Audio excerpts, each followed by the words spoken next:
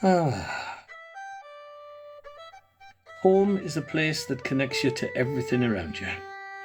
The very sounds of Ireland, the sheep, the cows, the birds and the people all contributing to the place around them. I still remember running up those mountain paths, taking me further away from home. Quite ironic, really. As the further I ran up those paths, the more I seen of that little town, as I looked down at the port, the castle, and my home. However, when I left to go on my path of life, I could not see much of Ireland at all. But what can one expect thousands of miles away from home? I used to feel a sense of annoyance to this place I called home, at why I couldn't escape that generational curse of staying content in one place. I always knew I had to leave.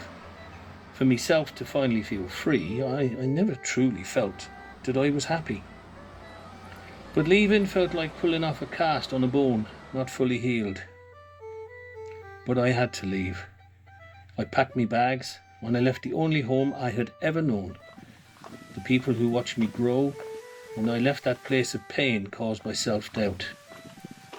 I left everything behind to go to another place that could offer me something this place could never.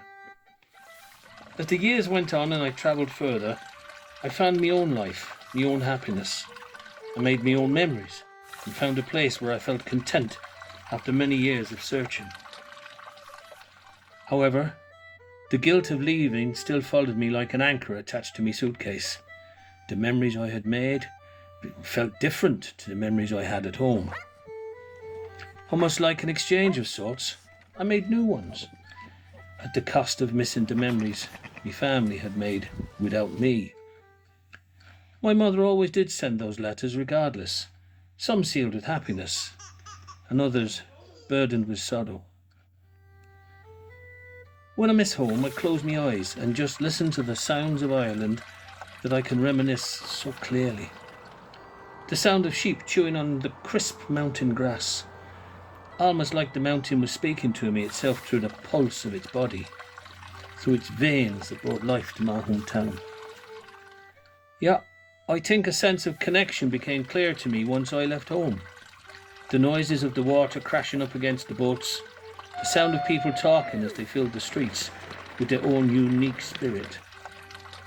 That to me possessed the street itself, as the bricks and walkways started to sound like the chatter even in the dark of night.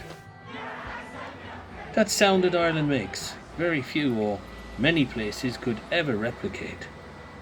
That sound that made you feel connected to the place around you in every sense of the word. Every time I would open a letter, that sense of Ireland would wash over me.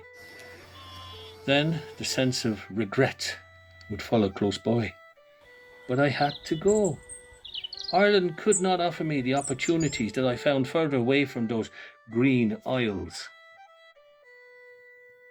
I never did ask my mother why she never stopped sending letters. I guess it's that bond between a mother and child that never really fades, no matter where you may be. As time moves forward, and as I look back and relive the once precious bond that I once took for granted, to be my own person at the cost of losing parts of myself.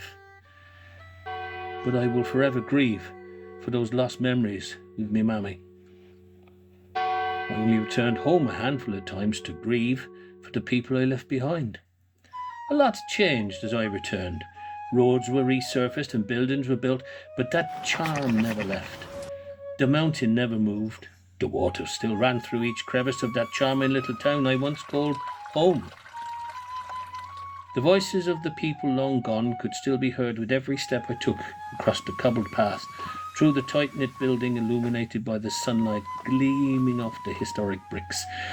And that gave me a sense of Ireland that I had so longed for all those years. As my final journey came near to the end, I had circled the town 4 or more times, still discovering new and old secrets that it had to offer me.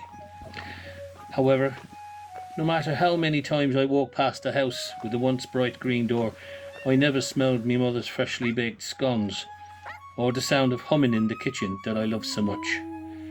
Instead, the mountain does as nature intends and reclaimed the house with its green veins as they stretched through the fireplace to bring more life to a home lost to time.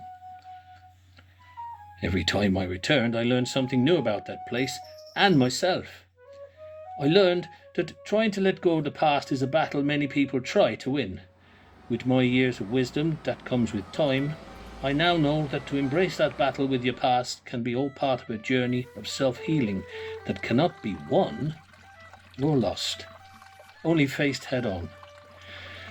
I will always miss that little charming town, the people, the sounds, and my family. But it is my time to go to explore the unknown.